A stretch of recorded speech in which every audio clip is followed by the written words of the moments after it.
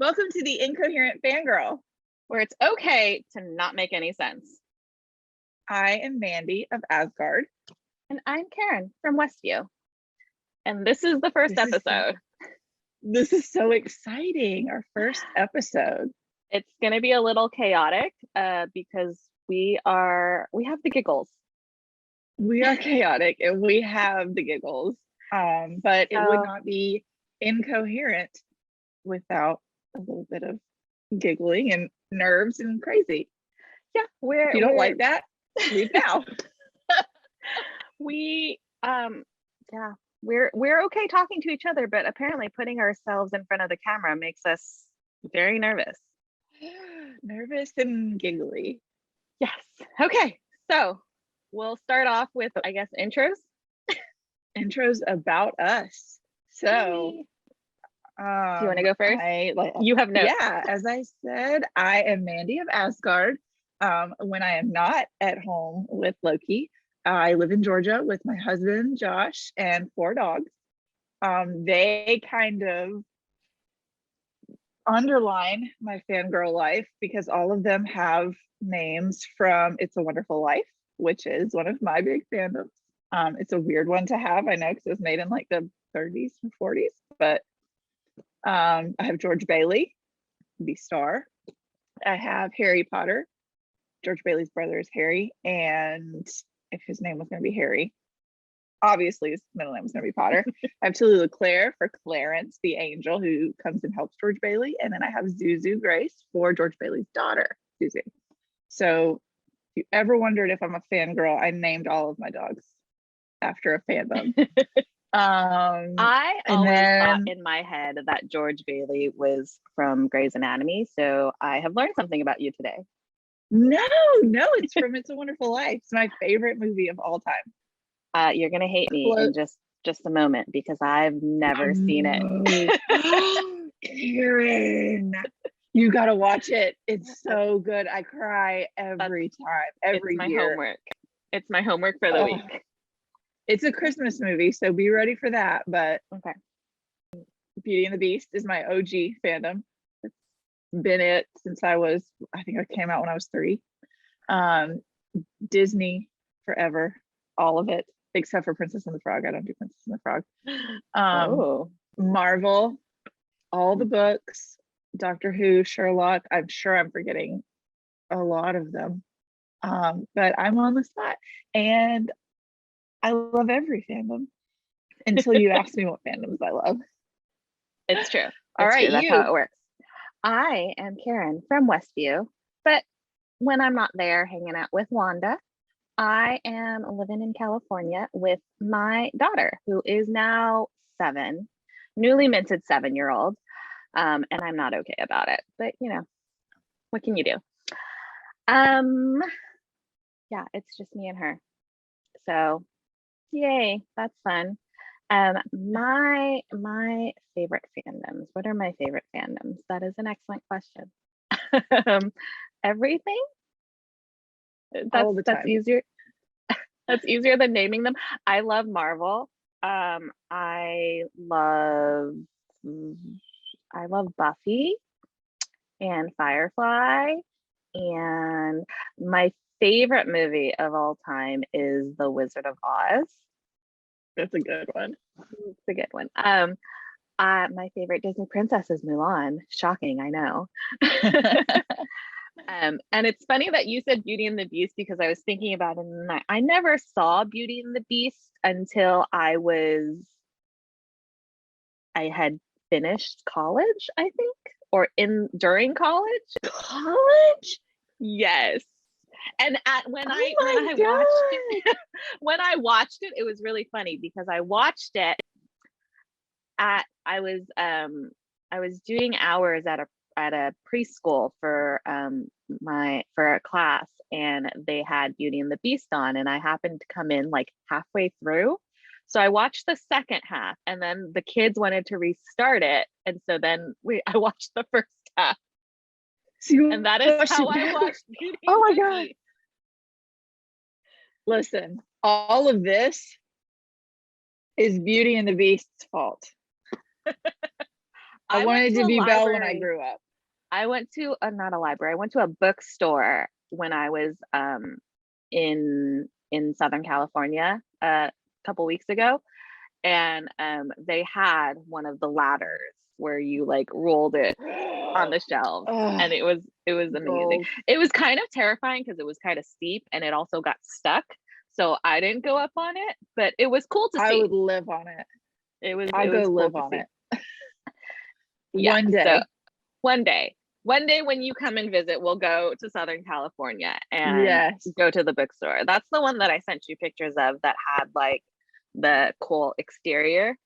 Yes. That is the That one coolest was very bookstore I've cool. ever seen. It was Yeah. very cool from the outside, but it was extremely chaotic from the inside. Like That's my favorite kind of I was bookstore. so overwhelmed. Like I walked in and I was like, okay, this is really cool, but I don't know, it was like sensory overload of some sort where I was just like, I Yeah. can't focus. I can't find what I'm looking for. That So gets tough. yeah, I just feel like the book that you need will call to you in situations true. like that. Like you'll locate it. If it's Yeah. meant to be, you'll find it. Well, I walked out of there with the entire 50 Shades series, plus Have the you book ever read from that? I have read it. I've read the Okay. trilogy, but I haven't read the one from Christian's perspective. I haven't either. So I got those 4. I listened to those on audio at work, like when they came out, and we like there was a bunch of us in my office, and we would kind of chat about them on our breaks. And there was these guys, they were IT guys working on the wall behind us, Mm-hmm. and it was like the same amount at the same time that Magic Mike came out, and they were talking about how much they hated Christian Grey, and they were like, and then what's she need Magic Mike for? She's got Magic Chad at home. And I remember just dying, like, oh, not Magic Chad. Oh So no. we stopped talking about it at that point. We were like, we're making Chad feel self-conscious over here. We got to stop talking about Christian Grey on our lunch break. Oh my goodness. That's hilarious.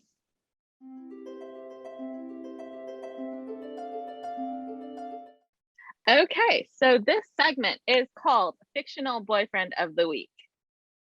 Yay. Yes, it is.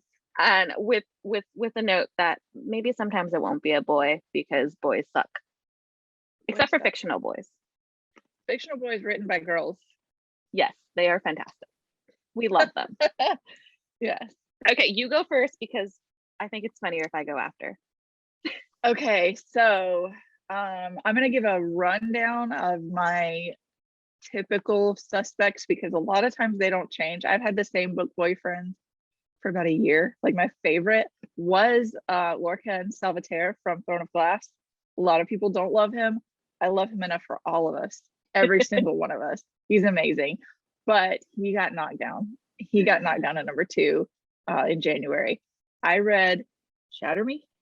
Mm-hmm. I am obsessed with Aaron Warner, which is insane because looking at my dating history, my fandom boyfriend history, I don't go for blondes very often, which is, I'm a blonde. I love a blonde. I don't want to date a blonde. I don't want to.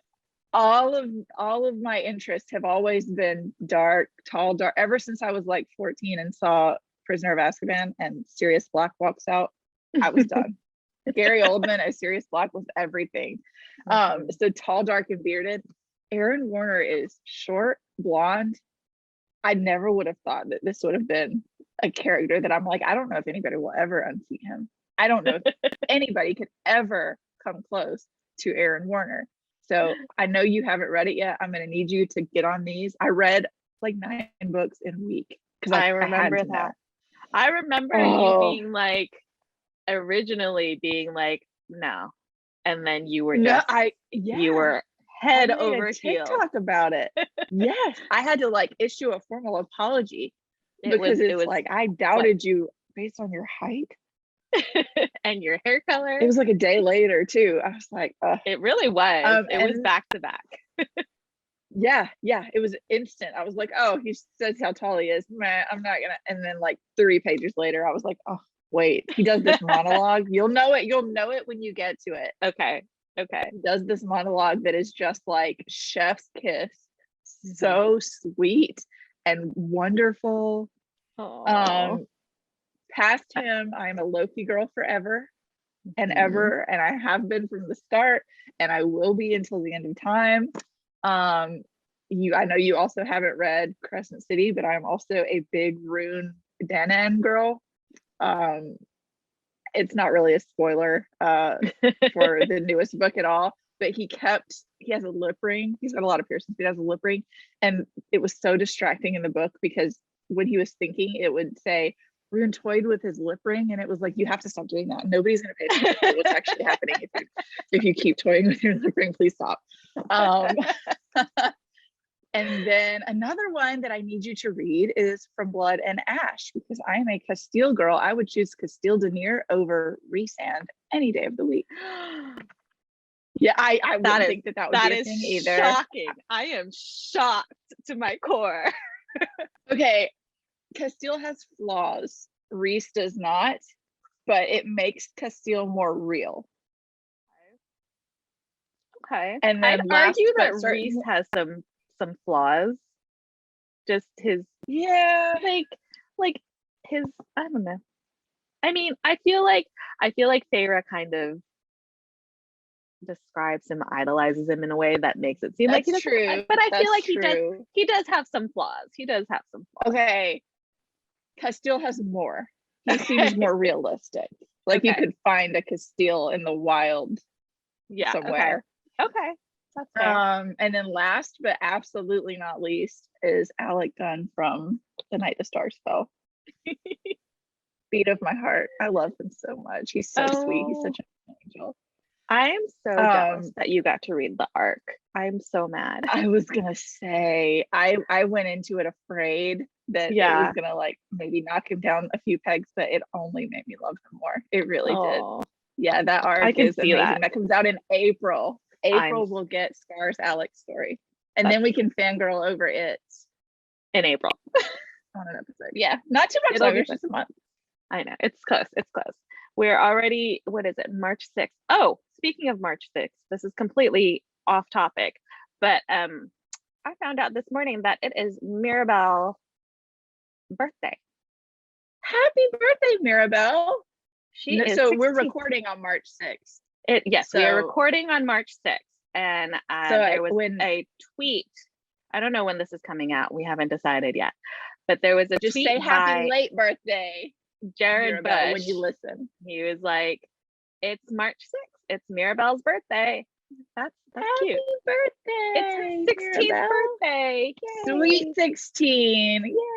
And she resolved her family trauma. Yes, she did. All right. It's my turn, isn't it? Yes, it is. I will start. I'm excited for this. I will start this with my not my week, but just in general, my fictional boyfriends. I am forever a Bucky Barnes stan. I am in love with Bucky Barnes, and he was extremely hot as the Winter Soldier, even though he was kind of like a murderer, but that's fine. It's fine. I like White Wolf girl. That's good. All of it. Ooh. All of Bucky. Every era of Bucky. 40s Bucky, Winter Soldier Bucky, White Wolf Bucky, Bucky working through his trauma, all of it. Bucky. So Bucky, Wanda Maximoff is my girl. She's so gorgeous. She's gorgeous. Beautiful. I love her. I cried when I found out that Elizabeth Olsen got married. It was devastating. It's so, because she's the only one that I would be okay with Tom Hiddleston marrying, because they're so perfect. Like if you watch them together, they're adorable. So I think sad that they dated briefly, didn't they? I feel either that or they were just like seen around a lot. Yeah, I don't know. Mm-hmm. I don't know if that was PR or if they were dating. But they're very cute friends. Yes, but they are. I don't care what happens in Multiverse of Madness. I don't care who dies. Wanda forever. I will defend her forever. Mm-hmm. I don't care what happens. Yeah, I'll be sad. She's about a bad guy, so are we. We'll be on her side if she becomes a bad guy. Wanda is my villain origin story. Let's see. Who else? I don't know. Those are my two big ones. And they're both Marvel. I feel like there has to be something else, but I didn't take notes, so I don't know. But for this week, I'm gonna say that dating is stupid, and there will be no more boyfriends here further out, because I watched Fresh and I am traumatized. I watched I Fresh haven't again. watched it yet. So Fresh premiered at Sundance on January 20th, and it was all virtual. So I bought a ticket and I watched it. And I've been sitting on it for a month and a half because it just released Friday, March 4th. So nobody's seen it yet unless they watched it at Sundance. So I have been living with this trauma for a month and a half in silence. Oh my God. So I love Sebastian Stan. I love him. And this movie just proves to me how wonderful of an actor he is, that I am terrified of him. Yeah. It's really good. That's your homework for the week. I'll have to watch it. Yeah, that's my homework. It's a Wonderful Life, and you'll watch Fresh. Okay. So Sebastian Stan is your boyfriend of the week, or the character? Sebastian Stan's character, who is Sebastian Stan's your boyfriend forever. Sebastian Stan is the love of my life, and is the reason why I don't need to date, because if my standards are Sebastian Stan, why even date? You're not gonna find anybody. Yeah. Sebastian Stan's character Steve has decided that I will not be choosing a boyfriend of the week, because it's scary. Okay. Boyfriends are scary.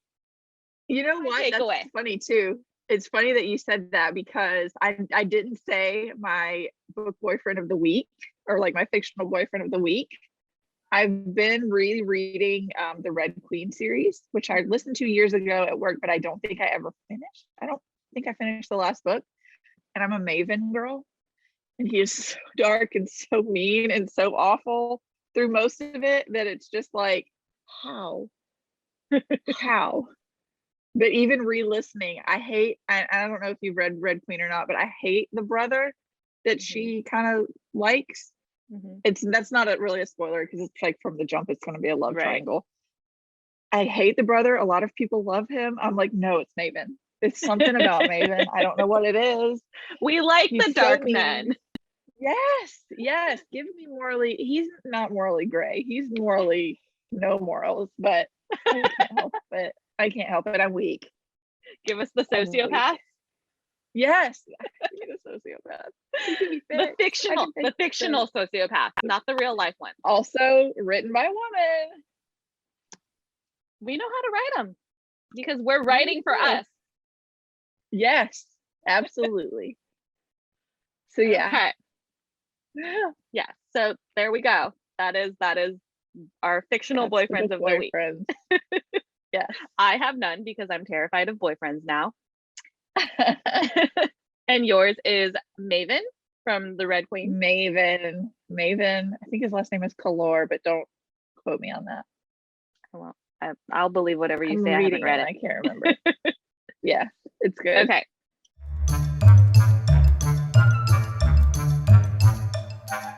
Next up, I have written down this week in fangirling. Okay. So I will start, because I have my stuff next to me. Last night I finished this book, The Dressmakers of Auschwitz, by Lily Adlington. It's a nonfiction, which I was not prepared for. I thought it was a fiction book, and I was gonna go in and witness like mild trauma and then be okay. So it's nonfiction. It's about the women in Auschwitz who one of the like commanders, or the head of the concentration camp's wife, wanted to have like fancy clothes or whatnot, and found out that these women were able to sew really nice things. So there was a full-on like dress salon in Auschwitz. I have no idea. Me either. So That's crazy. yeah, so it is I read the first chapter and then I had to take a break because I didn't know it was nonfiction. But then Yeah, you got to be in the right yeah, headspace. so when I finally finished it, I started it last month. So when I finally finished it, I was like, okay. And it's really eye-opening because you don't like, I didn't know that this happened. I didn't know that it was a whole like Oh, sewing studio and stuff. Um, and it takes a lot of like first-hand accounts or second-hand accounts. Like the author was able to interview one of the survivors of the Holocaust and one of the dressmakers. And so she got that story. She was put in touch with a lot of the children and the grandchildren of the other dressmakers. So it's I think it's an important story to read. I oh, absolutely. never knew about it. So that's what I read this week. And I am currently reading A Constellation of Roses, which was a Once Upon a Oh, Book Club book. I don't know if you have this one, hey, but yeah, I might. you might. I have a few boxes I haven't opened yet. I'm behind. I am on chapter 7, so I haven't gotten very far, but it's about this like teenage girl who is like she was in foster care because her dad's dead and her mom is like away somewhere. I can't really remember. And so she ends up they find like a paternal aunt who she can live with instead of going to foster care. And so she chooses to stay there, and I just started. So, but apparently, there's interesting things about this family that we're gonna find out. So, but I like it so far. I wanted to keep reading, but I knew I had to go to bed and get up early to do this, so I did it. So those are my books for the week. I'm also currently in the middle of binging Castle. I'm on season 5, I believe. I never watched all of it. I loved it. I think it premiered when I was in college, and my friends and I would like watch it every week, and I kind of fell off after college ended. And so I restarted it from the beginning, and I'm on season 5 now, and I think there's like 9 seasons. So wow. But it's really funny. It's Nathan Fillion. Like I love him. Yeah. He was like my first major like crush in Hollywood. I love him. And then this week I also watched Turning Red and Fresh, which we can talk about after you do your thing. Okay. Okay, so I mentioned already that I'm rereading Red Queen. I like to, when I'm working, I work from home, and I get phone calls and instant messages all day, but I'm able to, obviously I can't sit and physically read a book, but I can listen. So I've never known until very recently that I could read 2 books at one time. Like I've always thought that I had to have that one track, you're reading one thing, but it may be because I've read these before. I listen to books at work and then I'll read at night. So I finished Red Queen again, and I'm starting the name of the second one, Glass Sword. Probably tomorrow I'll start Glass Sword. And it's funny that you read the Dressmakers of Auschwitz. I don't know why I was trying to say Dress Keepers. I read Firekeeper's Daughter, which is it's downstairs. I don't know why I didn't think to bring it up here, but it's fictional. It's a fictional account, but it follows a teenage girl who lives on a reservation she's in Michigan, but kind of near the Canadian border. And this guy comes to their school. They're really big in hockey. That's like a hockey area. Yeah. Her brother is a great hockey player. She's a great hockey player. And this guy comes to their school who's like the new mysterious dude. And people start dying of methamphetamine overdoses.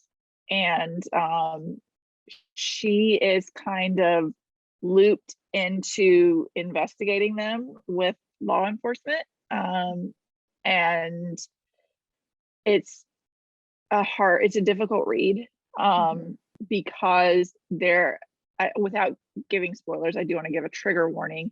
There is a rape scene. I almost didn't finish it because I normally can't listen or read rape scenes. They're just hard for me. But I talked to our friend Shanti Nelson, and she said it was Fade to Black. It's hard to listen to, but it's not very in-depth. It's a YA range book. So I pressed on, and I'm glad I did, because this is reality for so many Indigenous women. It was written by an Indigenous woman. And so it felt like I needed to know and remember that, like, if you look into like missing and murdered Indigenous women, this is their reality, you know, that because nobody ever does anything about the fact that the character is assaulted. They just kind of, you know, it's like it doesn't matter, and that is reality. And then the end of the book, you know, there are so many resources about percentages of Indigenous women versus, you know, any other race of women. There's such a higher percentage of all of that. And it's made me want to read more, both fictional and non-fictional accounts from Indigenous people and Indigenous women, because it's so important that we know, because if we know, then more of us can stand up and say, like, no, something has to be done. We can't just let this go. We can't just turn the blind eye. So it was really good. It's a difficult read, but it's an important read. So I would urge everyone to read it. I thought it was really interesting. Oh, go ahead. No, you go ahead, because I was gonna change. I was gonna say I found it. I felt like I really needed to like finish Dressmakers like now, especially in the time that we're in now with everything that's happening. I'm like, this is why we need to study our history so that we don't repeat it.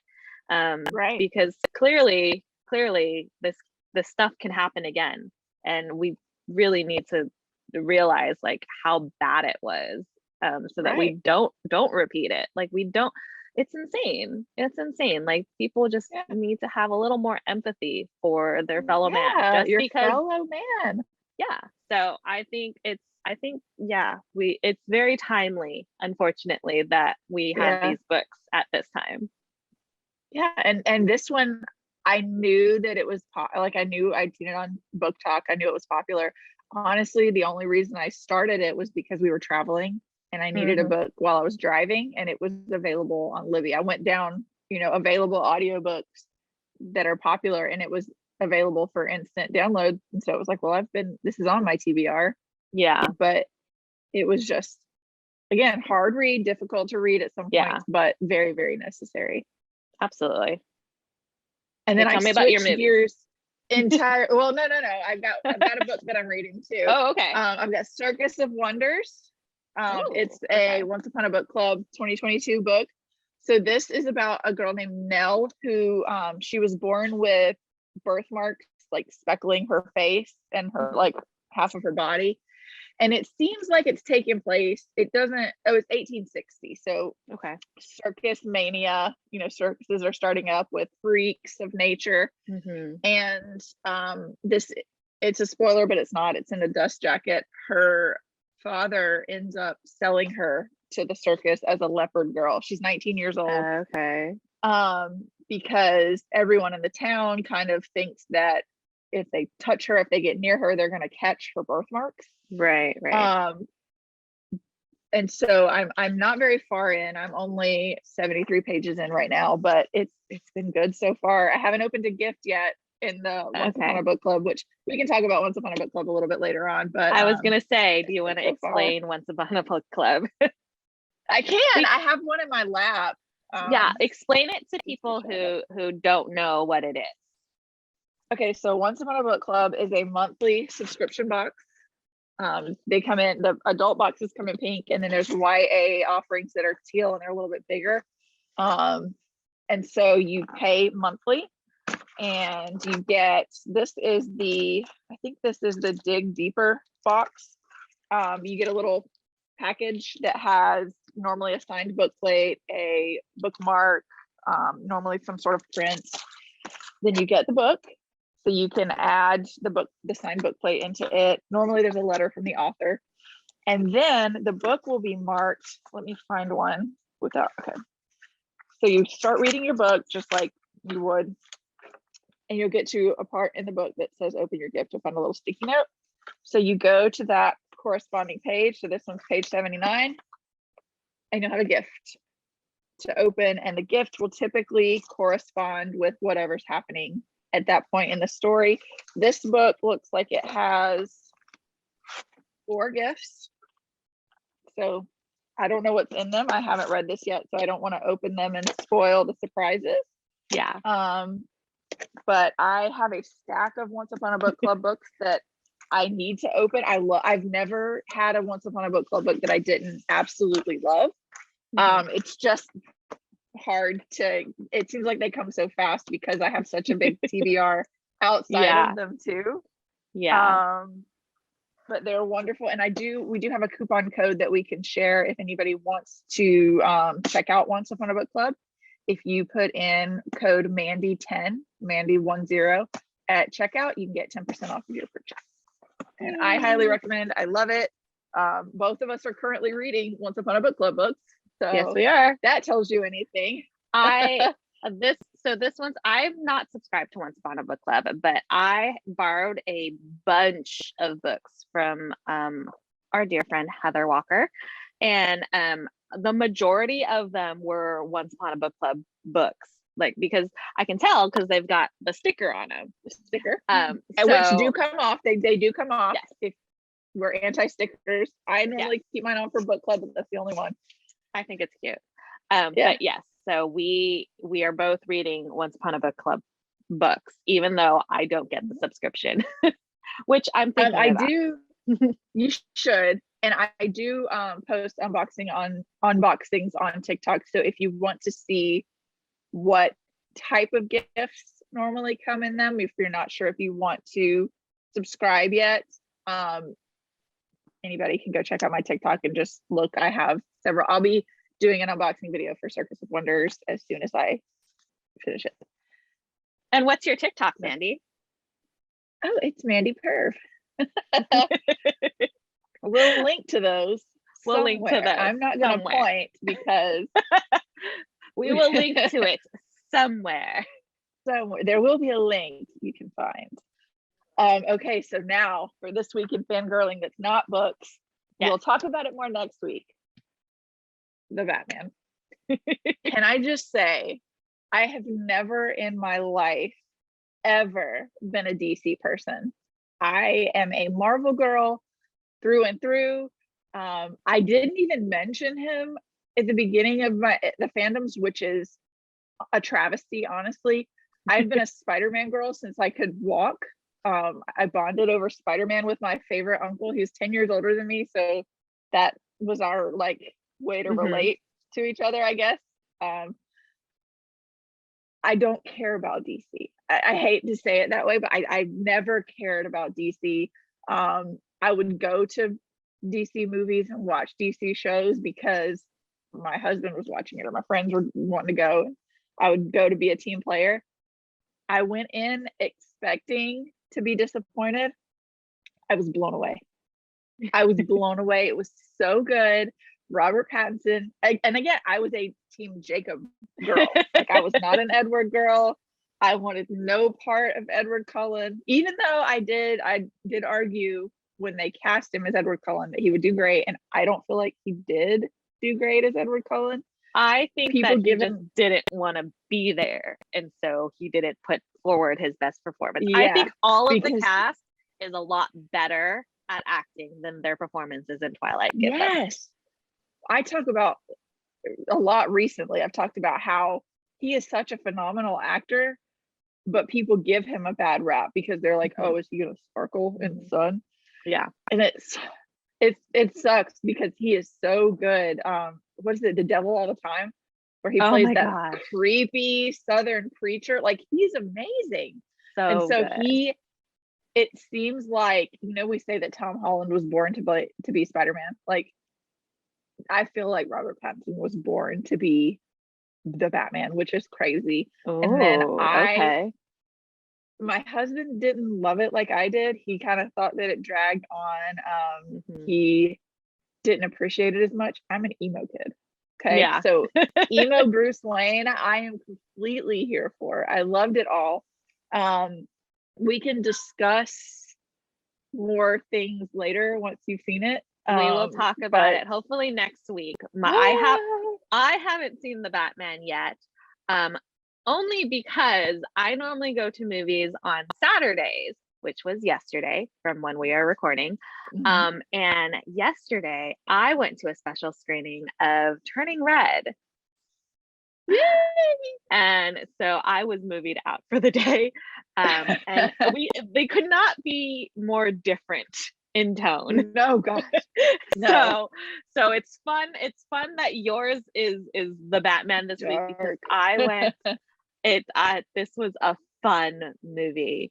Um so it's Disney Pixar's newest movie, Turning Red. It comes out on Disney Plus this Friday, I believe, the 11th.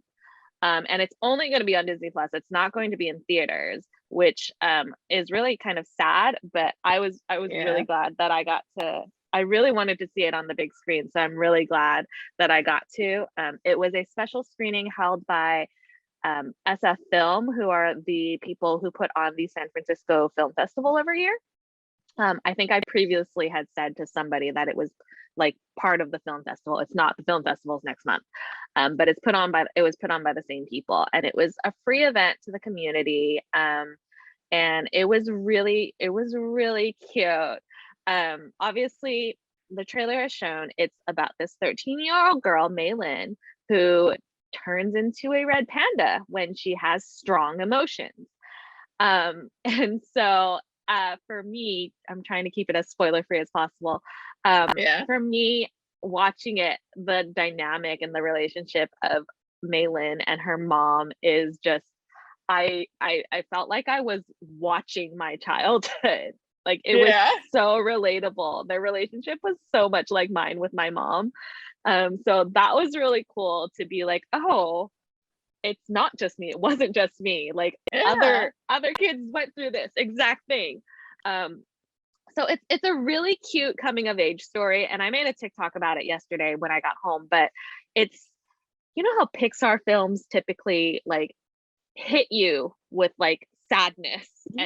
and I was gonna trauma. say your TikTok shocked It me. Your it tip, like was I was. there was I think I want to say there was maybe like one moment where I like felt sad, but it wasn't in the way, like it's not like the beginning of Up, or it's not Right. like, you The know, good like dinosaur. right. So it's not, you're not being traumatized to get to that feel good moment. Like it's pretty feel good throughout. There and the stakes of this movie, like every movie has like a conflict, right? The stakes of this movie are so low, but when you think of it from the viewpoint of a 13-year-old girl, they are like astronomical. So Yeah. they did it really well. And after the screening, there was a Q&A with the director, Domi Shi, who was the director of the Pixar short Bao, which I also love. Oh, I Yeah, love that. it was very cute. And then the producer, Lindsay Collins, who I think also did like Inside Out and Toy Story 4 and some other things. Like she's been with Pixar a while. So that was really cool. They actually opened the floor to like all the kids to ask questions, which was really cute. It was really cute. I And there was love one, it that. was great. There was one, I think she was 9 years old. There was a 9-year-old who asked a question, which I don't want to ask the question because it's kind of a spoiler, Okay. but Ask it we could, next week.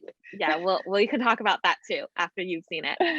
But so she asked this question, and literally the entire room just went, "Oh."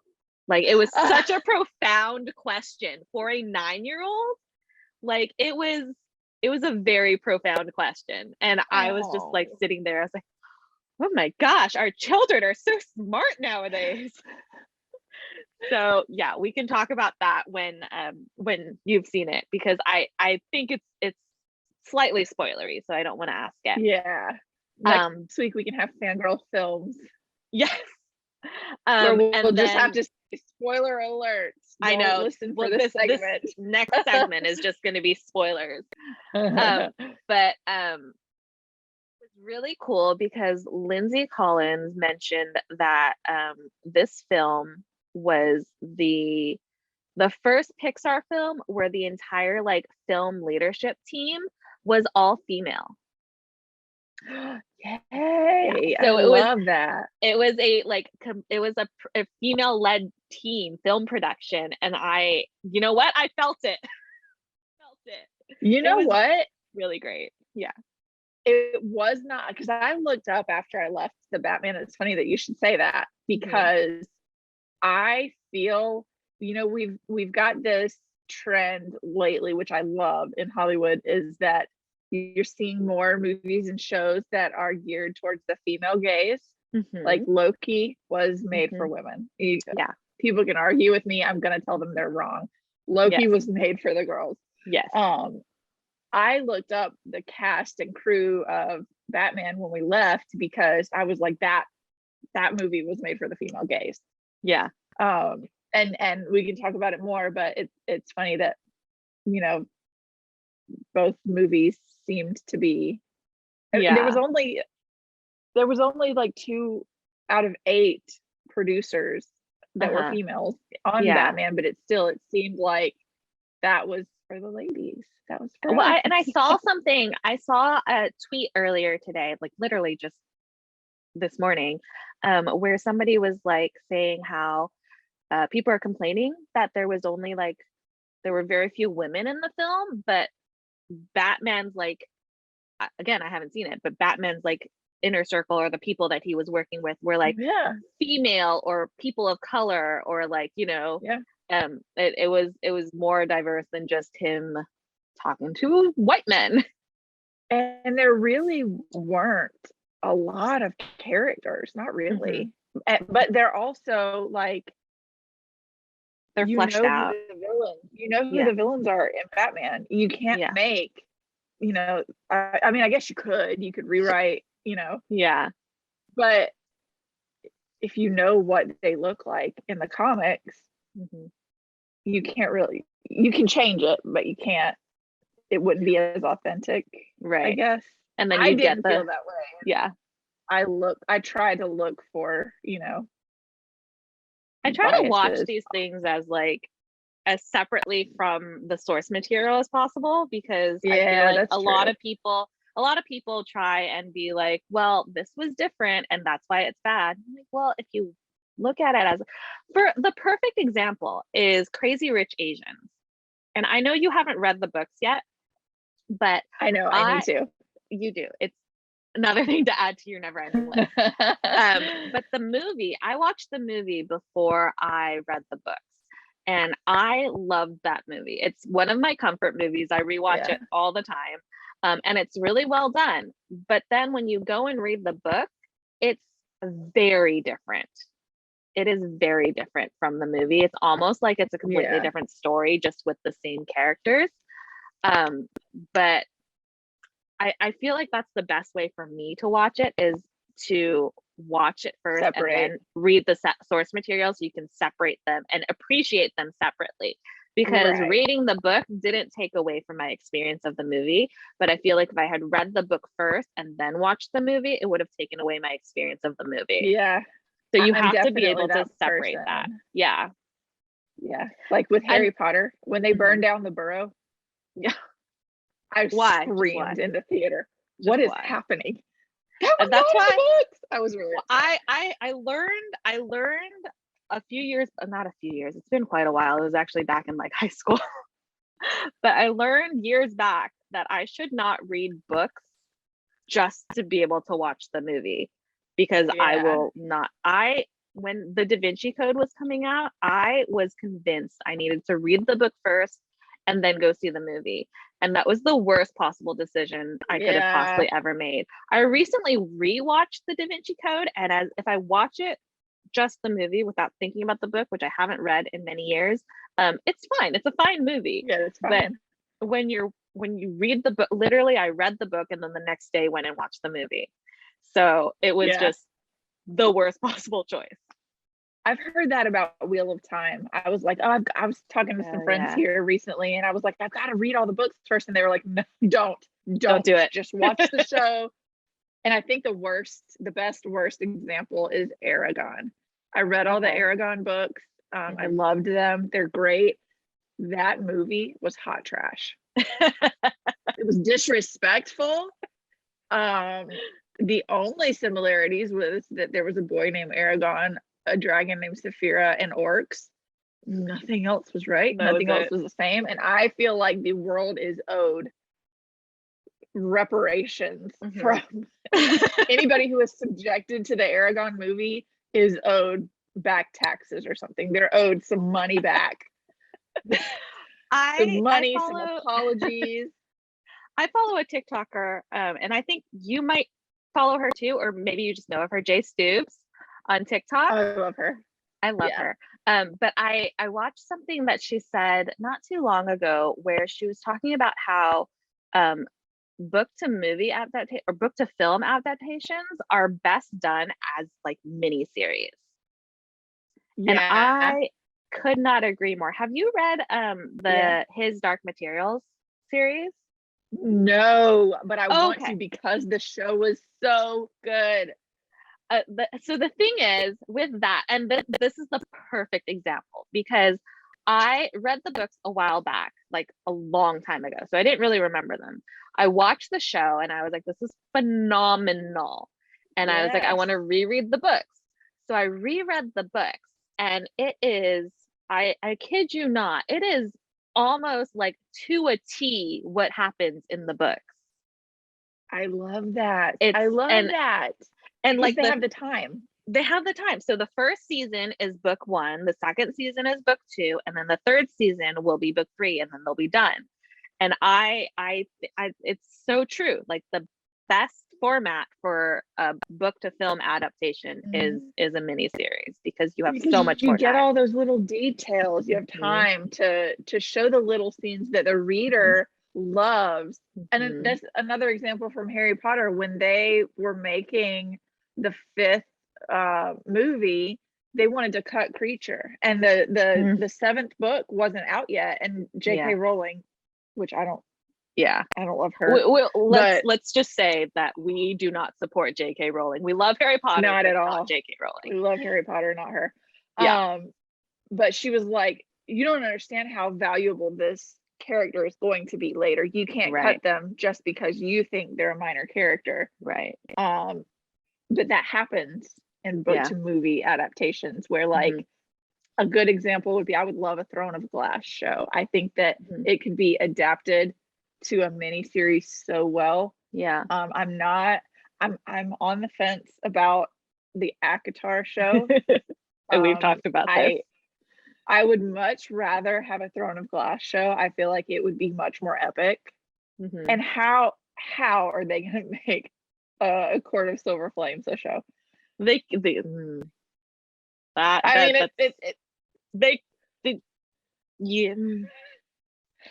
It's just gonna be a lot of episodes that are just that. Yeah. That would be very, very interesting. That's gonna be, your kid's gonna have to be shipped out of the house for the show to be able to even play in the house. It would be bad. But I talking to a friend of mine recently about this same topic, like books to film. And could you imagine what a beautiful world it would have been if we had Harry Potter as a miniseries? And I never want it to happen now because I don't want J.K. Rowling to get royalties. But I don't want her to get money. It would have been beautiful. We would have gotten, really would have all and you know, it's really sad that miniseries weren't as like a big thing as they are now. Like they're becoming, I feel like they're becoming more and more. They are prevalent. now. Yeah, now. So it's really, it was just a bad time for it. Like Harry Potter would have been the perfect miniseries. And I'm glad I grew up with the movies too, right? Like I was You were too. We were the same age as Mm-hmm. Harry. Yep. Like we grew up with Yep. him and the actors. Yep. So it was cool, but I really wish it had been a mini series. And I'm also struggling. I hate it. I hate it so much. I'm struggling to even be excited for Fantastic Beasts now Mm-hmm. Mm-hmm. because it's I like, know. I'm struggling. I don't know. I wanna I'm struggling with it too. Like I wanna watch it just to finish it out, but I also am just like, you're not oh, getting more money from me. I know. I know. So it's rough. It's rough. Yeah. So we'll see. We'll see what happens when it comes out. But Yeah. yeah, we went all over the place with that. We sure did. What's it Spoiler about? free rundown of Fresh. Okay, so Fresh follows a girl named Noah, who is played by Daisy Edgar Jones, as she is navigating dating in the modern world. And Okay. Sebastian Stan comes in as a love interest, and she has to navigate her way around his interesting dating habits, I guess, is Okay. the best way to say it. When the movie starts, it I immediately am mad at men, first of all. Are we always? And it's so real, like watching it, a single person in 2022, as a single woman in 2022 trying to date. It was very, very realistic and very authentic to the dating world. So it starts off and you're like, okay, cool. And then there is a moment, and you'll understand in the moment that it's happening, but there is a shift. And then you're like, Okay. okay, we're doing this. It's almost like two separate movies.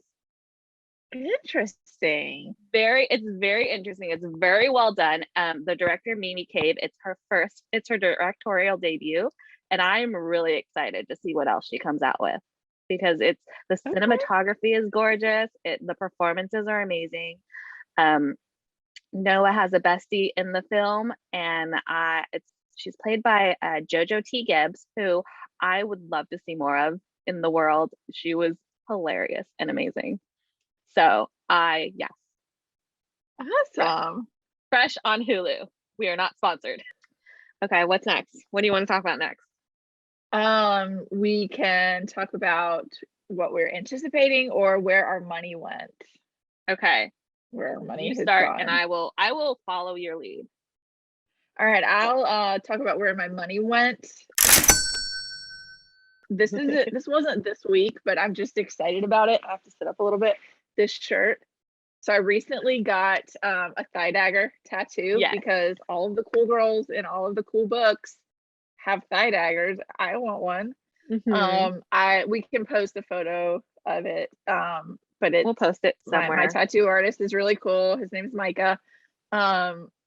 He drew me a dagger, and it's got "Love is a Dagger" from Loki written on one side of it. So I reached out to Kaylee with Semicolon Designs, and I was like, I need a shirt that says, and so it says the feminine urge to strap a dagger to my thigh. I bought like 4 or 5 shirts at that time, the same time I ordered this. One of them is like a skeleton with it's a close up of the rib cage, and it says the quickest way to a man's heart is through the 4th and 5th rib. I love that. I can't remember the other ones I bought, but I know I bought several from her. I just love them. And then I got a pre-order in. So I am all about the comfort. I want to be comfortable 100% of the time. I want to be cozy. So I have an unending, undying love for book beans. They're made by Bookbow. They teased a new print recently, and I pre-ordered it, and it came in, and it is Disney snacks and Disney. I love. I'm obsessed with it. I have one that's kind of Harry Potter-ish. It's not licensed or anything. Right. But yeah, this one is just, I mean, there's a frying pan. That's for amazing. Tangled. Then there's like Disney snacks. So there's a Dole Whip and there's little macaroons that are Mickey shaped. And then there's characters too. I I'm obsessed. love that. That's So perfect this, to lead into the other thing you're anticipating this month.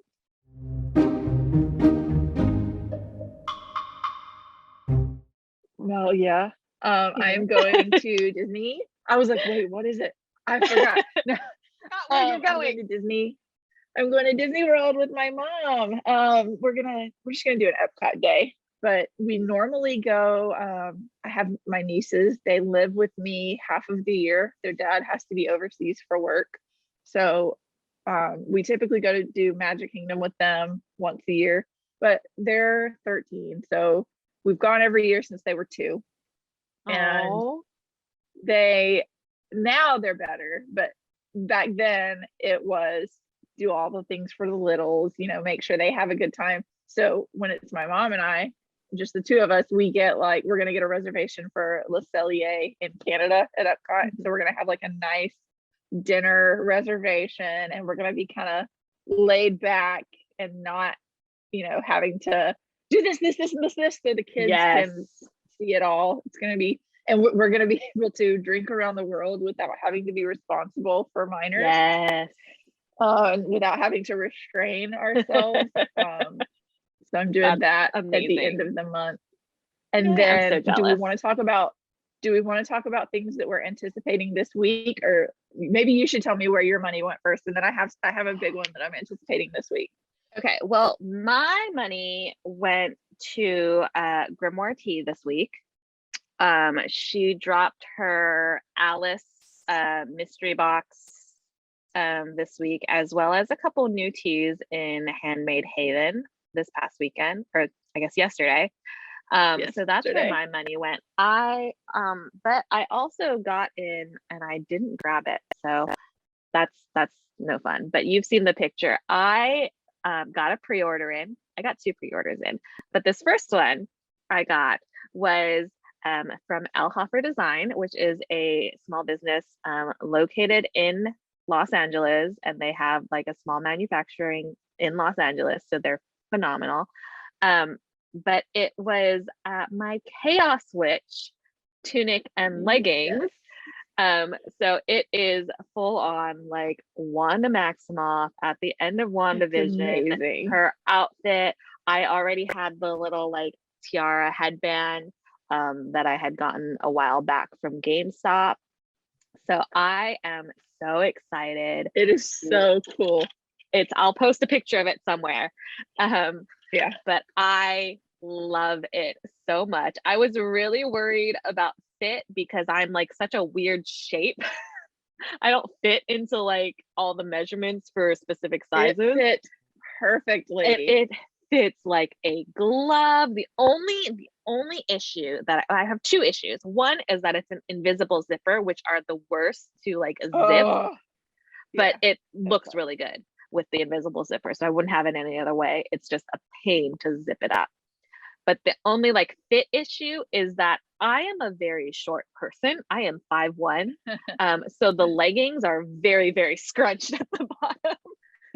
But I'm like, I'm gonna get boots, so nobody's gonna see that. So it's fine. Nobody but will see it. It'll be fine. It fits like a freaking glove. I was so worried, and it's amazing. It looked great. It really did. It looked awesome. I just want to wear it and walk around the house with it. I would. I don't understand why you're not wearing it now. Because I put it away and it takes a lot of effort to get into. It's really hard to zip up an invisible zipper in the back by yourself. And it like goes all the way up the back because it's like, that is what you have a child for. Girl, she can't zip an invisible zipper. Other zippers, yes, but an invisible zipper, those invisible one, she'd be like, yeah, that's true. That's and fair. they feel so delicate too, because it's like so thin. I mean, I'm sure they're fine, but it just feels delicate, and then it's like gets stuck easily. Yeah. So that's one of the things that I got that I was really excited about. My other pre-order that came in is a book, and I showed you the other day, but I got 1,000 Steps Into Night by Tracy Chee. I believe it is her debut novel. I think. Now I'm second guessing myself. It might not be. I might be lying. I'll look it up and re-record something later. But Yeah. it's A Thousand Steps Into Night by Tracy Chee. And oh, it says New York Times bestselling author, so it's not her debut novel. I was wrong. I lied. I'm sorry. But let's see. I have no idea what it's about, but I think it's about a girl who finds out she's a demon. It seems to be. Ooh, So that's interesting. I'm interested. I bought it because it's, first of all, a pretty cover, but also because Tracy is an AAPI author, and I have been on a major kick where I've been following AAPI authors and pre-ordering their books and stuff. So that's where my money went this week. Which, speaking of AAPI authors, leads right into what I'm anticipating. Which is at the end of this month, I have 2 more book pre-orders that are coming in. The first is A Forgery of Roses by Jessica S. Olson. Again, I don't know what any of these books are about. They just look really pretty. And as Mandy has told me, if the cover is pretty, the book can't be good or can't be bad. It has to be good. I know. I had a moment. It can't be bad. It can't be bad. You're right. If a book cover is pretty, it can't be bad. That is what I meant to say. Yeah. So that's the first book. And the second book is A Magic Steeped in Poison by Judy I. Lin. I believe, I'm 90% certain this time that it is her debut book. And it is actually part of a duology, which I have both of the books were already up for pre-order. So I've pre-ordered both books, but this one comes out at the end of this month. And it's I think it's about like tea, which I'm really interested in. Like there's other stuff involved, obviously, but it's called A Magic Steeped in Poison. And then the second book in the duology is called A Venom Something and Sweet. I'm really good at this. I should have written that down. But so those 2 books I have on pre-order, which are both releasing on March 29th. And then the last thing I'm anticipating for this month is Moon Knight releases on March 30th. Yes. And I know next to nothing about this character. I am so excited. Yeah, same. I'm pumped. I recently watched Scenes from a Marriage with Jessica Chastain and Oscar Isaac. And so I'm really pumped to see Oscar Isaac in this role. Like, I don't know that I've watched him in anything before, but it was before that. So I'm excited to see this role. Yeah, me too. I'm pumped. It sounds like it's gonna be dark, which is kind of exciting. Yeah. That's another, I mean, that circles back to Batman. It's very dark, but I think that they've realized that they cannot compete with Marvel when it comes to making superhero things. You're not gonna beat Marvel. You're not gonna be better. And so they're like, let's take a darker, more psychological thriller approach than it's a superhero. But I'm excited to see like dark Marvel, which I feel like multiverse is gonna be kind of multiverse looks dark. Too. The Defenders series were very like darker, straight level kind of series, which are coming to Disney Plus. Did you see that? No. So the Defenders series, so Daredevil, Jessica Jones, Luke Cage, Iron Fist, the Defenders, and the Punisher, the Netflix series, have been removed from Netflix as of March 1st. And they are officially coming to Disney Plus March 16th. I did not see that. So it's gonna be I don't pay attention to ratings, but apparently these are like rated R, and so these will be the first rated R things on Disney Plus. So Disney Plus is like reworking their parental controls and stuff. So it's going to be really interesting. What I think is going to be really interesting, and is going to cause a lot of tension in the fandom, is where they put them. Because if you go to the Marvel tab on Disney Plus, you've got Marvel Cinematic Universe, where you've got all of, you know, the MCU movies, and then you've got Marvel Legacy movies where you've got like X-Men and stuff. X-Men, so it'll be interesting to see where they put these, because what this might categorize. This might officially confirm whether or not they're considered canon to the MCU. So it's gonna cause a big thing when it comes out, I think, among the fandom. Me personally, the multiverse exists, everything's canon. Yeah, right. But people are very pressed about this topic. We've talked about this. The multiverse exists, which means there are infinite realities where you're already married to Sebastian Stan. Yes. But I just don't understand why people don't accept the multiverse as like, the multiverse exists, therefore we are currently in the MCU.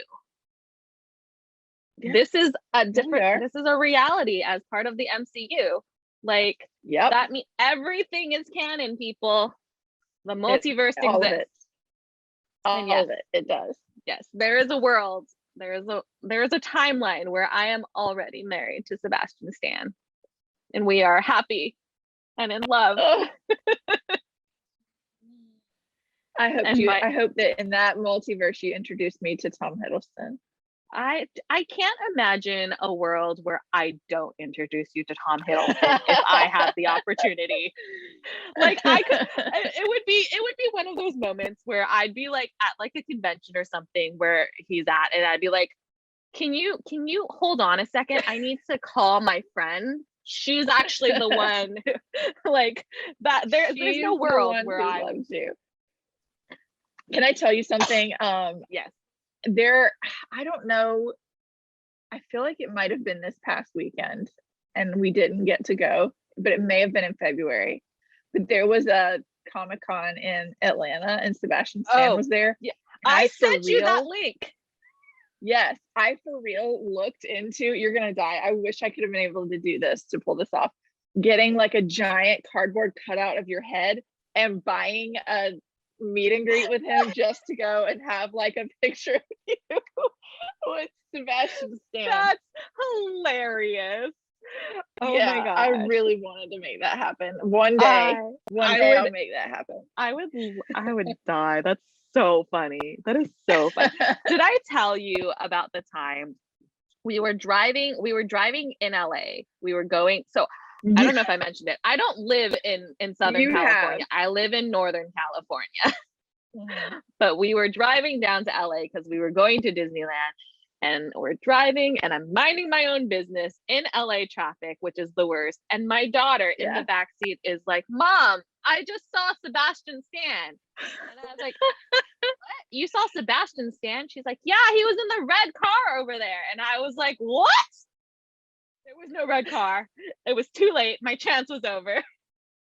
And this was when he was filming there. Pam and Tommy in LA. So it was which possible. Is so good. It's so good. I have so unrecognizable. I have things to say. I don't know why we didn't bring up Pam and Tommy, because I also watched that this week. I haven't finished it, but are you up to date with them? Because I think there's one more episode coming. No, the last one we saw was when the tape came out, and she sees people at work watching it, but we haven't watched since then. So I gotta catch up. So I think you have a couple. I think that's where I was before I caught up this week, because I missed 2 episodes. Yeah. So they are both so unrecognizable in this portrayal. Yeah. And when all of the original like scandal broke with Tommy Lee and Pam Anderson, we were young. Like, we were little. Yeah. I didn't know anything about this until the series was coming out. But recently I was watching the NBA like All-Star weekend stuff, and there was a commercial that was like, it's for a series called, I think it's Rich and Shameless on TNT. And the first episode, and this is the one they were advertising, was about the sex tape with Tommy Lee and Pam Anderson. and they were showing like video clips of that time of Pam and Tommy, like paparazzi or whatever.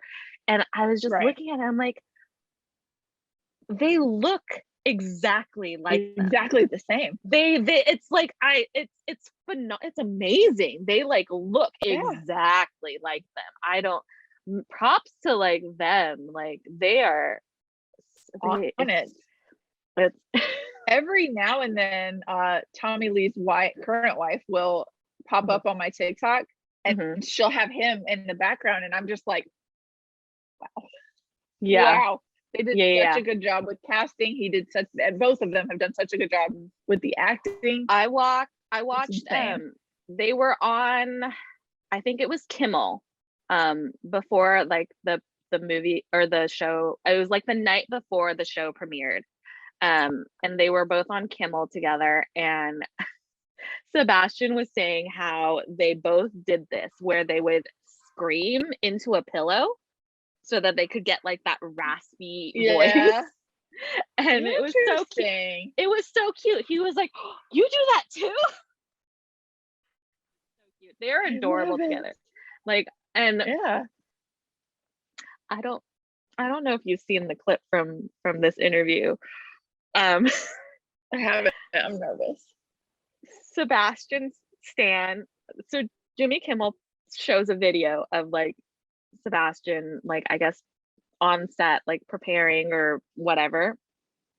And it turns out that he would wear like these stainless steel balls to like help him get into the role. Lily was sitting there and she was looking at him. She's like, I am so glad I didn't know about this while filming. What? Oh my gosh. I have to send you like a clip from this. I need to see this. What? I about died laughing. It is so funny. Yeah, I have to see this. This is so funny. I will send you a clip. Maybe I'll cut it in. I'll cut it in like on the video too and just be like, here, you guys can watch it too. It's there, wherever it is. But I love it. It's so funny. Their whole the whole interview is just, they're just so funny together, and I like them together. They have really good chemistry. They have really good chemistry. Well, and I saw when they came back recently and they did a variety shoot together, they like didn't recognize each other because they only saw each other as Pam and Tommy in costume. So when they came onto the shoot, they were like, oh, that's what you look like. Like, I thought that was so their chemistry is really great. They work off each other really well. And they do. And really just seeing them in interviews is it's very cute. I like it. But yeah, it was just, that interview was so funny. Oh my God, I'm gonna die. Yeah, you'll watch it and you're just like, oh my God, they're so weird. Yeah. But, you know, with all of Pam and Tom, I'm so conflicted watching Pam and Tommy, because it was such a traumatic experience for Pam Anderson. Yeah. And you know, she's not involved in the project. Tommy Lee is not involved in the project, and you know, like they're kind of just reopening this wound for her. Yeah, and I feel so bad for her, like, and for her. And I remember seeing that like Lily thought that Pam Anderson was going to be involved when she signed on, and then she found out she wasn't, and I think she had like conflicting you know, feelings about it. Yeah, I mean, I think they're doing a really good job of like humanizing Pam, I think, and being respectful of how hard it had to have been for her. Yeah, and that line where she's like, it's not the same for you, you know, you're not a woman. Like, it's crazy. I no one will ever understand. Not at all. And I just, gosh, Poor girl. Like I I know, I it's don't really know heartbreaking. much. I don't like I never really knew much about Pam Anderson other than she was Well, the it's like, girl on Baywatch. and that was another reason that they said it was okay, because Hmm. and she talks about it in the show, because I dared to be in a bathing suit. Yeah. Well, Like, and then no, no, I think the most recent episode, once you watch it, like they really like go head on into that, like where she's just they're allowed to do it because she put herself out there. Like, yeah, no, no, that's no, and the it's not the same. yeah, the series I was talking about, the Rich and Shameless series, they talked about how somebody who had, I guess, seen it was saying like there's only like a very minuscule amount of actual sex in the actual sex tape. Like it really is just Yeah, them like filming their lives together. their And life. so Yeah, and how like in love they were in that moment because it was such a whirlwind for them. yeah, So it's crazy. It's just crazy that this stuff is happening. But yeah. what can you do? I have one more anticipating. I thought it was this week, but I just realized that today is the 6th and this comes out on the 15th. So it's not Okay. this week, it's next week. It's still Close enough. The War of Two Queens, which is the next book in the From Blood and Ash series. The last book left us on a major, major cliffhanger. I almost threw my Kindle across the room. I have not been able to fully breathe since. And so, like, this is very much anticipated. I cannot wait. It's killing me that it's not this week, like I thought it was. It's next week. So I'll still be anticipating it next week, but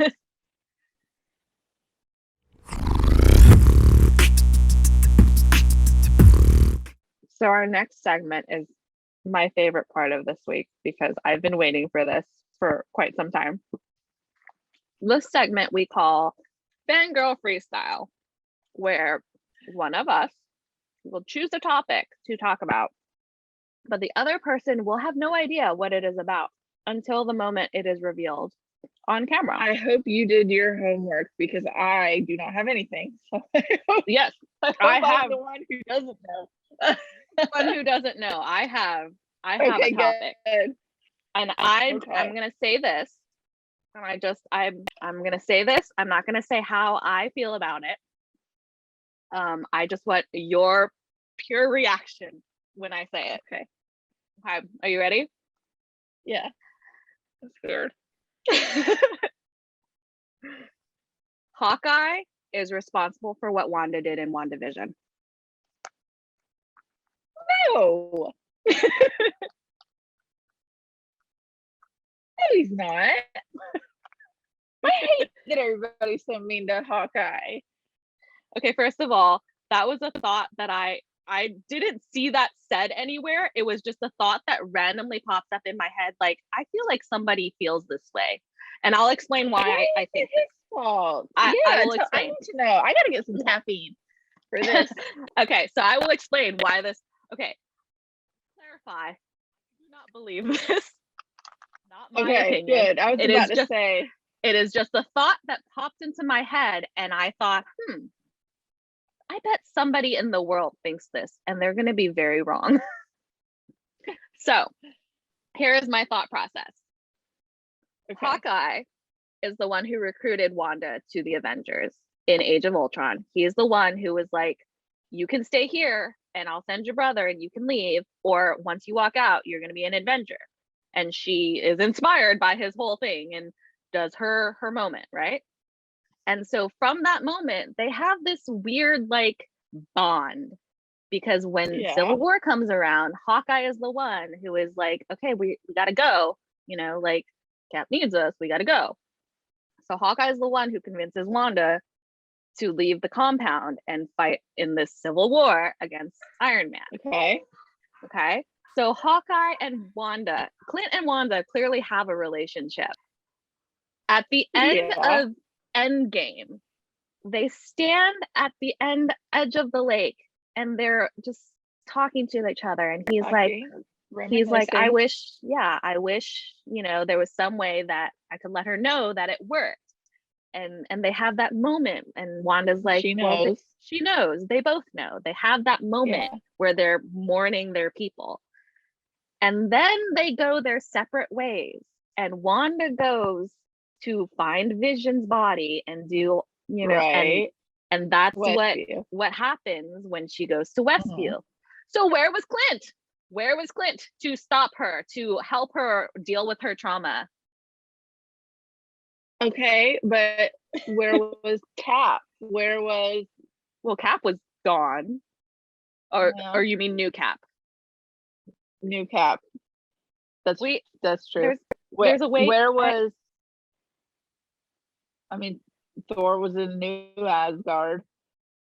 The argument Where was is anybody else? Why is the it argument his fault? is Why that is it they had that And you special could- relationship where they by trauma that bonded. logic, it could be Ultron's fault for starting all of it to begin with. She would have never been involved at all, you know, had they not had to go to Sokovia, right? Was that well? And then if you keep going further back, then it's Bruce and Tony's fault for creating Ultron in the first place. It's like a Yeah. never-ending thing. It's just fascinating to me that honestly, like I don't ascribe to this. I don't think that it's Clint's fault, Yeah. obviously. I think she had trauma and she didn't know how to deal with it healthily. And Yeah. that's on her, I don't think it's anybody's fault but her own, obviously. I don't like Hawkeye slander. There will be no Hawkeye slander on this podcast. Yeah. Jeremy No. Renner, if I don't marry Sebastian Stan, I will marry Jeremy Renner. Yeah. That's my standard, people. It's Sebastian Stan or Jeremy Renner. I Yeah. don't need to date. I know who my perfect men are. Yeah. So there will be no Hawkeye slander. But it was just a weird moment in time it's the thought that popped into my head.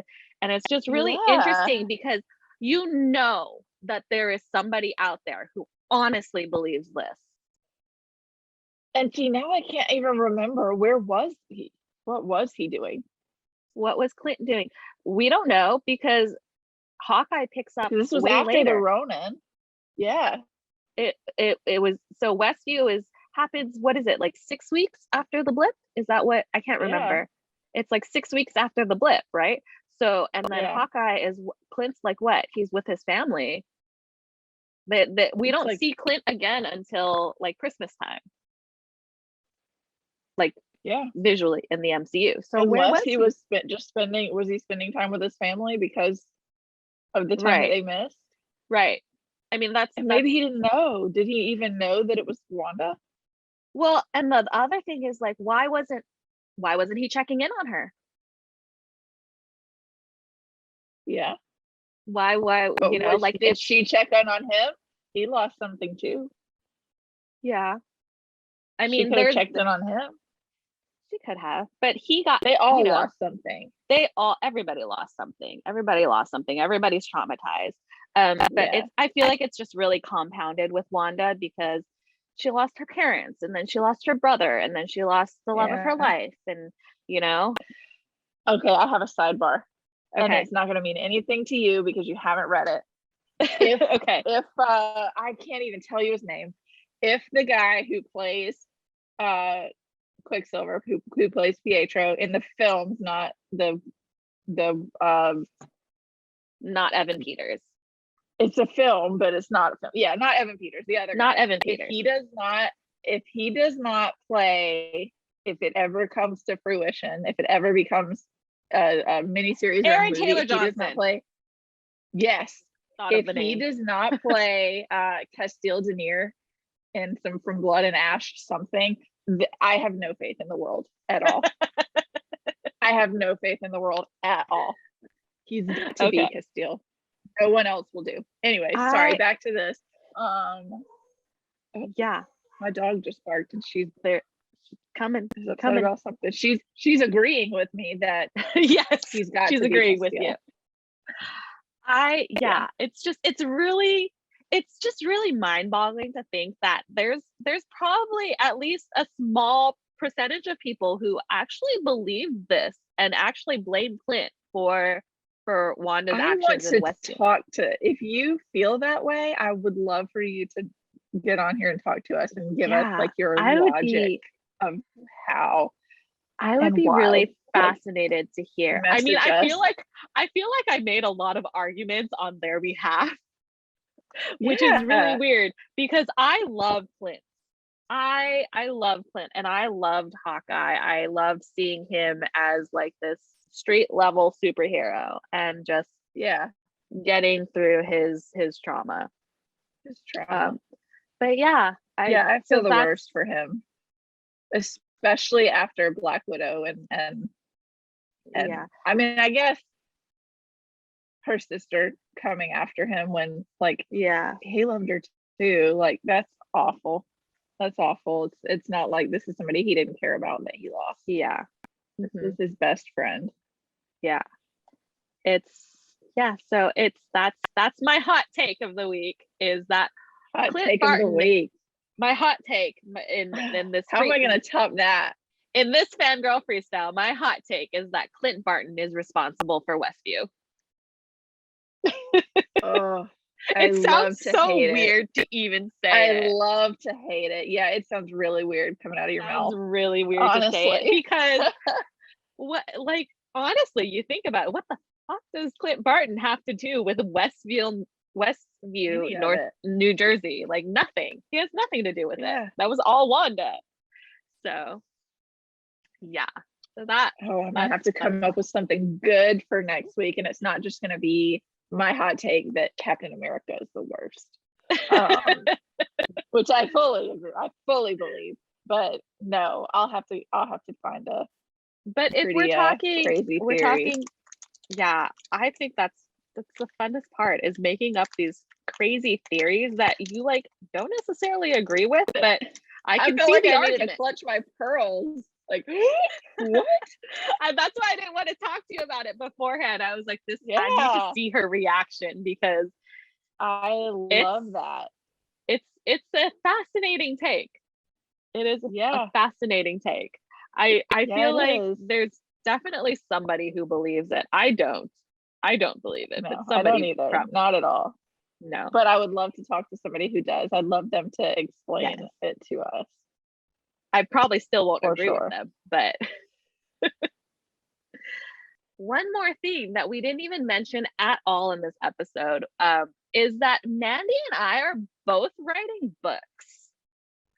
Yeah. So we will figure out a cute little segment name for that, and we'll give like book updates on future podcasts, just about where we're at, struggles we're having.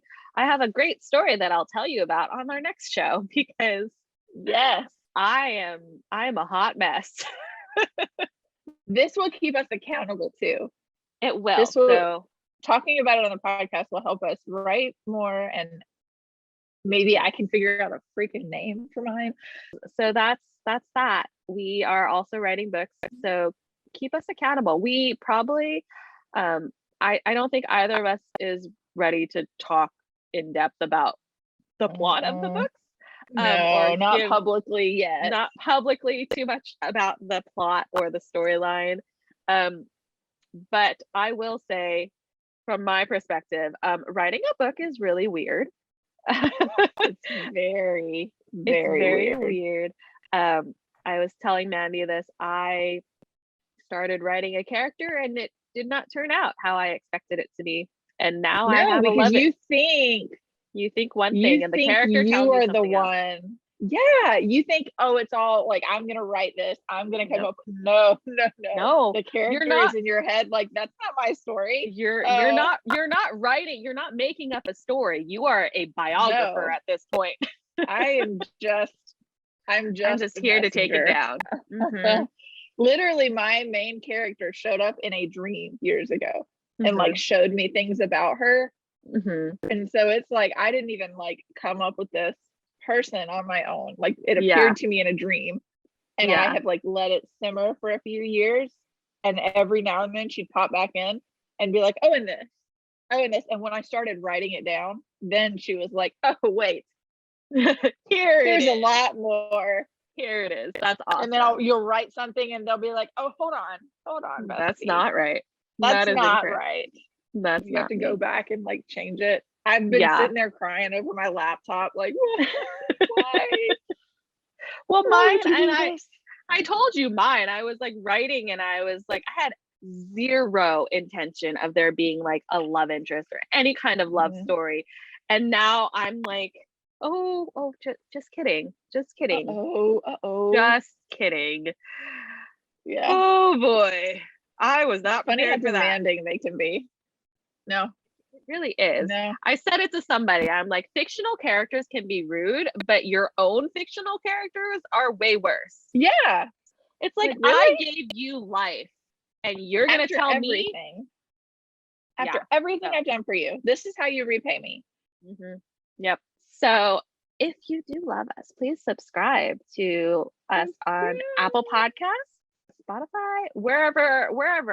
We don't know where we're going to be quite yet because we haven't set everything up. Wherever you're listening. We are recording this before we have set up officially our website and our podcast hosting. So we don't quite know where we're going to be, but you found us. So wherever you're listening to us, subscribe there. Next week we'll be able to tell you in more detail. But we're gonna in the meantime, you can follow us on social media. We are we have those. We do. We are at the Incoherent Fangirl on Instagram and TikTok. Incoherent Girls on Twitter, because Twitter has a 15 character limit, which makes me quite upset. Shameful. We also have a Facebook page, The Incoherent Fangirl, which you can like as well. We will also post there.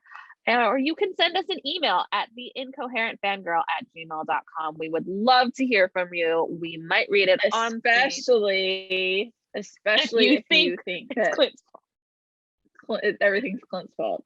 I really want to talk to you. Yes. If you think that Westview was Clint's fault, please send us an email so that we can talk to you about it. Yeah. Or if you have other hot takes that you think would be interesting to hear us talk about. Yeah. I want to hear them all. I want to hear everything. Tell us what you want. Tell us what you want us to talk about. Yes. Because we are here to entertain you. Yes. As well as just kind of hang out with each other. I know. This is an excuse. I don't know. I guess you did see it, but I just want to talk to my bestie from the Westie. Is all. So this is a good excuse. That's your new name. That's perfect. I can't do the same thing because you can't say there's no East Coast equivalent to that. So you will have to be hosting all of that fun stuff. So I will link all of our socials, as well as our personal TikToks, because I think that Mandy is hilarious. So you should follow her. And you're the best. I'm just here for the fun. We were really worried that we wouldn't have we were like, it's gonna be like 10 minutes. And then we're just gonna be sitting here staring at each other. Well, I mean, your face is very pretty, so I'm okay with that too. You too, right back at you. Oh, I guess I'm lucky in that before we actually start recording, I get to see your offspring. Yes, she was very cute, and hopefully she will be less than. She's literally sitting there staring at me right now. I love her. So she'll get to have some Aunt Mandy time every now and then too. Yeah. But another thing that we forgot to bring up is Patreon. We're playing around with the idea of starting a Patreon for the podcast. So what kind of things would y'all want to see if we did that?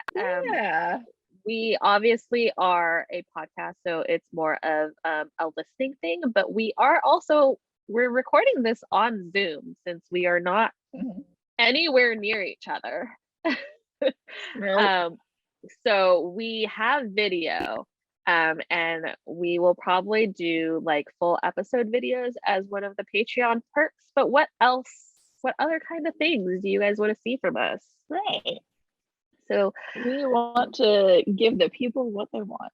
yes, so reach out to us on our socials or send us an email. Just we want to hear from you.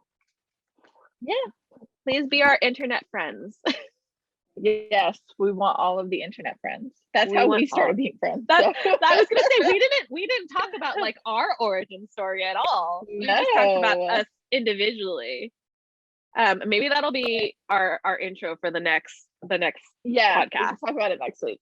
That'll be our starting point. Because we have met too, so we can talk about yes, that. we have also met in person, so that we are not Yeah. just internet friends. Though, however, if anybody wants to be like, you're just no, get out. Internet friends are real friends. Yes. I will 100%. hear nothing of die of on this hill. That is the hill I will die on. Ooh, that's another thing. That's another thing for next week. I'm gonna write it down. A segment. Hills that we will die on. I will Yes. die on, yes, because I have a couple of those. I have a lot. Yeah, I have several. So this podcast will evolve as we figure our shit out. Because we're very incoherent at times, and we just kind of shit comes to us. So sit back and enjoy the ride. We hope you like it. We're excited for this journey, and we are excited to have you with us. Yep. And that is the Incoherent Fangirl. Thanks for listening. Bye. We love you. Bye.